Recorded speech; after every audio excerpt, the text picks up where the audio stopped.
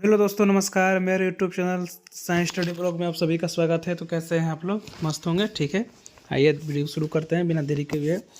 देख सके आपको पता है कि मैं सुबह शाम डेली आपको पढ़ा रहा हूँ। सुबह हिंदी, व्याकरण, मुहावरा, संज्ञा, सर्वनाम सब चीज़ पढ़ा रहा हूँ, ताकि मेरा का नाम है कि 583 में 83 सीट मेरे सब्सक्राइबर को होने चाहिए। बाकी दूसरा कोई ले जाए, मेरे को मतलब नहीं है, ठीक है। लेकिन दोस्त, आप सभी का सिलेक्शन होगा। पढ़िए, मेहनत कीजिए। बिना मेहनत को तो इस धरती पर हम सांस भी नहीं ले सकते हैं, तो नौकरी कैसे ले लें? ठीक है, सांस लेने के लिए भी हमें मेहनत करना पड़ता है। जैसे ऐसे हम लोग किए हैं तो हमें मेहनत करना पड़ा ना। तो देखिए भाई, मेहनत बहुत ज़रूरी है। ठीक है, आइए वीडियो शुरू करते हैं। Mode of practice set number 8 है, ठीक है, याद रखिएगा। Mode of practice set number 8 है। पहला क्वेश्चन है, सूरदास की वह रचना कौन सी है जिसे सूरसागर का ही सार माना जाता है? कौन सी है? सुर सरावली। सुर सरावली है, ठीक है। यहाँ पर देखिए ऑप्शन सब दिखेगा, पर सुर सरावली ही याद रखिएगा आप लोग, ठीक है। इधर करते हैं। भ्रमर गीत कविता में उद्धव का प्रयास करते हैं किस तरह गोपियों को समझाने में? मतलब भ्रमर गीत कविता में उद्धव किस तरह का प्रयास करते हैं गोपियों को समझाने में? तो राजनीतिक चतुराई का प्रयास करते हैं, ठीक है। नेक्स्ट, भ्रमर गीत कविता में गोपियों ने उद्धव की समानता किससे की है? भ्रमर गीत कविता में गोपियों ने उद्धव की समानता किससे की है? कमल के पत्ते से और तेल की बूंद और भी दोनों से, ठीक है। राम लक्ष्मण परशुराम संवाद के आधार पर शिव जी के धनुष को कौन तोड़ता है? जय श्री राम।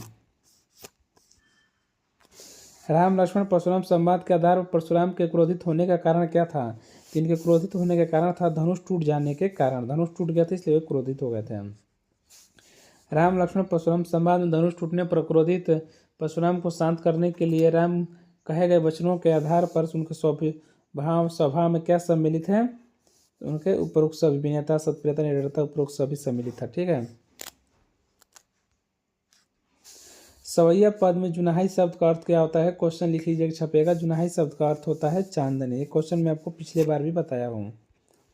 नेक्स्ट है, कविता के आधार पर कवि ने फूलों से लदी लताओं का वर्णन किस रूप में किया है? तो साड़ी के रूप में किया है, ठीक है। यहाँ पर बे और बी दोनों मत मारना। सवैया कविता के आधार पर कृष्ण पर कमर में क्या पहने थे? तो क्या पहने थे? करधनी पहने थे, जो लगाया जाता है, देखे होंगे, चमकता है मस्त गोल गोल। जयशंकर प्रसाद का निधन कब हुआ था? लिख लीजिए, 100% क्वेश्चन छपेगा। जयशंकर प्रसाद का निधन 1937 में हुआ था। कमेंट करके बताना जन्म कब हुआ था और कहाँ हुआ था। आत्मकथ कविता में थके पथी की पंथा वाक्यांश किसके लिए प्रयुक्त हुआ है? किसके लिए हुआ है? कवि के लिए प्रयुक्त हुआ है, ठीक है। थोड़ा सा रंग चेंज कर दें, थोड़ा और लग रहा है, ठीक है। जयशंकर प्रसाद की प्रथम एकाकी किसे माना जाता है? जयशंकर प्रसाद की प्रथम एकाकी किसे माना जाता है? तो एक घंट को माना जाता है।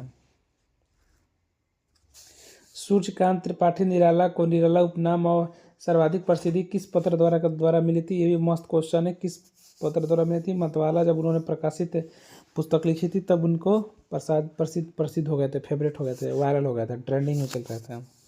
अट नहीं रही है कविता के आधार पर निम्नलिखित में कौन सा कथन सही है?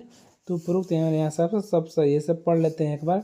आकाश साफ स्वच्छ हो जाता है, पक्षियों में उल्लास भर जाते हैं, पेड़ पौधे नए फल फूलों से लद जाते हैं, ठीक है। उत्साह कविता में कवि ने बादलों को किसका प्रतीक माना है? तो किसका प्रतीक माना है? 15 का राइट आंसर क्रांति का प्रतीक माना है। उत्साह कविता में कवि ने बादलों का किसका प्रतीक माना है? क्रांति का। रत्न गर्भ काव्य खंड का रचयिता कौन है? तो इनके रचयिता हैं नागार्जुन। ये भी क्वेश्चन बहुत शानदार और लाजवाब क्वेश्चन है। नेक्स्ट है, फसल कविता में कवि के अनुसार वर्तमान जीवन शैली में मिट्टी के गुण धर्म को निम्नलिखित में से कौन प्रभावित करता है? तो कौन प्रभावित करता है? रासायनिक तत्व, प्लास्टिक निर्मित वस्तुएं, कीटनाशक, उपरोक्त सभी प्रभावित करते हैं, ठीक है, याद रखिएगा। नेक्स्ट है, एक दंतुरित मुस्कान कविता के आधार पर कवि ने बच्चे की मुस्कान के सौंदर्य को किन बिंबों के माध्यम से व्यक्त किया है? तो उपरोक्त सभी के माध्यम से व्यक्त किया है। पढ़ लीजिएगा, ये भी क्वेश्चन शानदार क्वेश्चन है। ये देखिए, जहाँ जन्म मृत्यु सब कब लेखक के बारे में पूछ दिया, ये समझ लिए कि दुनिया का कोई भी ताकत नहीं रुक सकता है सब क्वेश्चन आने में, सब क्वेश्चन 100% आएगा। गिरजा मरमाथुर की प्रथम काव्य संग्रह मंजीर है। मंजीर शब्द का प्रकाशन कब हुआ है? मैं आपको कई बार बता चुका हूँ, 1941 में हुआ है। कब हुआ है? 1941 में हुआ है। अब आप लोग याद नहीं किए, इसका मतलब वह क्या हुआ जो फूल खिला रस पसंद जाने पर, जो न मिला भूल कर उसे, डॉट डॉट डॉट छाया मत छूना। कविता के उपरोक्त पंक्तियाँ के खाली स्थान को पूरा करे। यहाँ भरना है आपको भविष्यवर्ण, भविष्यवर्ण यहाँ भराएगा। छाया पतल कविता के आधार पर सुख सुरात कोष प्रकार कर रहा है। कोष प्रकार कर रहा है, किस प्रकार का? पूर्वोक्त सभी। सुहानी चित्री द्वारा, सही की सुगंध द्वारा, कसाल की द्वारा। भाई एक सच बात बता रहा हूँ मैं आपको, बहुत मेहनत लगता है भाई। जितना आप लोग सोच रहे हैं ना, ये वीडियो तैयार करने में 8-9 मिनट का वीडियो तैयार करने में 1 से 1.5 घंटा लग जाता है। इतना टाइपिंग करना, लिखना, फिर एडिटिंग करना, फिर बोल के पढ़ाना, फिर डाउनलोड करना, फिर काइन मास्टर में डाउनलोड करना, मैं बहुत मेहनत लगता है। इसलिए भाई प्लीज़ आप लोगों से रिक्वेस्ट है, प्लीज़ सब्सक्राइब कर दीजिए। नेक्स्ट है, कन्यादान कविता के आधार पर माँ बेटी को क्या सीख दी थी? तो उन्होंने अपनी बेटी को सीख दी थी 22 का राइट आंसर कि वो अपनी सुंदरता पर कभी नकल न करें, खुद को भोली और कमज़ोर नहीं दिखाने का, वस्त्र और आभूषण से दूर रहने का, उपरोक्त सभी। मैंने एक माँ अपनी बेटी को सिखाती है कि कभी तुम अपनी सुंदरता पर घमंड मत करना, और सोना चांदी से जो आभूषण होता है इन सब से दूर रहना, यही सब सिखा रही थी, और समाज में कैसे रहना है, जीना है। नेक्स्ट है, कन्यादान कविता के आधार पर लेकिन दुख वाचना नहीं आता था, यह पंक्ति किस कवि द्वारा रचित की है? यह रचित की गई है ऋतुराज द्वारा। ठीक है, ऋतुराज कन्यादान कविता के लेखक है ऋतुराज। कन्यादान कविता में किस भाषा का प्रयोग हुआ है? तो कन्यादान कविता में किस भाषा का प्रयोग है? खड़ी बोली हिंदी भाषा का प्रयोग हुआ है। भाई सब बता दिया ये क्वेश्चन। मंगलेश डबराल ने कविता के अतिरिक्त कौन से क्षेत्र में लिखने का कार्य किया था? तो उपरोक्त सभी में इन्होंने काम किया, संचार, साहित्य, सिनेमा, सभी में मतलब इन्होंने लिखने का कार्य किया था। नेक्स्ट है, नेताजी का चश्मा कहानी के आधार पर हवलदार साहब हमेशा चौराहे पर रुककर किसे निहारते रखते थे? किसे निहारते रखते थे? नेताजी की मूर्ति को निहारते थे। नेताजी का चश्मा कहानी में नेताजी की प्रतिमा कहाँ लगी थी? कहाँ लगी थी? मुख्य बाजार के चौराहे पर या चौले पर। नेताजी का चश्मा कहानी में हवलदार साहब को पाले कौन सी बात अच्छी नहीं लगी थी? तो चश्मे वाले का मजाक उड़ाना, इनको बात नेताजी को अच्छी नहीं लगी थी। नेताजी का चश्मा कहानी किनकी प्रतिमा के बारे में लिखी गई है? तो किनकी प्रतिमा के बारे में, नाम से ही पकड़ पा रहे हैं, नेताजी के बारे में। बाल गोविंद भगत पाठ में लेखक के अनुसार गंगा कितनी कोस दूर था? तो गंगा कितनी कोस दूर था? करीब 30 कोस। प्रीवियस ईयर पूछा है, इस बार पूछेगा। बाल गोविंद भगत पाठ में किस रूढ़ियों पर प्रहार किया गया है?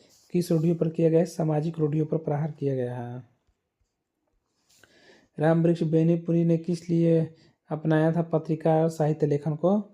किस लिए अपनाया था? ताकि आजीविका के लिए, संस्कृत सुधार के लिए, सामाजिक के लिए, उपरोक्त सभी के लिए। तो आजीविका के लिए कुमार था। ठीक है, यहाँ पर डी मत मारना।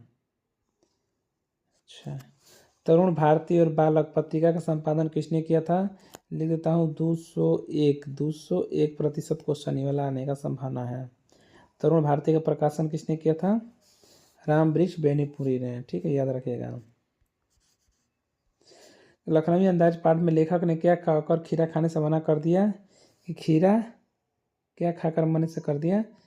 उसका हाजमा कमज़ोर है, खीरे को पचा नहीं पाएंगे, खीरा खाने की इच्छा नहीं, उपरोक्त सभी खाने से मना कर दिया था। मैंने बहाना लगा दिया था कि हम नहीं खाएंगे। लखनवी अंदाज पाठ में लेखक के अनुसार नवाब साहब ने खीरे को काटकर उससे क्या निकाला था? झाग या बीज? तो झाग निकाला था। ठीक है, याद रखिएगा, झाग। लखनवी अंदाज पाठ के आधार पर खानदानी तहजीब, नफासत और नजाकत निम्न में से किसकी सभ्यता है? किसकी सभ्यता है? लखनऊ के नवाबों की। दादा कोमरेड और दिव्या किसकी प्रसिद्ध उपन्यास है? मेरे हिसाब से हाँ, यशपाल। भाई बहुत शानदार क्वेश्चन है, आपको इंडियन जी के करंट अफेयर्स सब जगह मिलेगा दे वाला क्वेश्चन।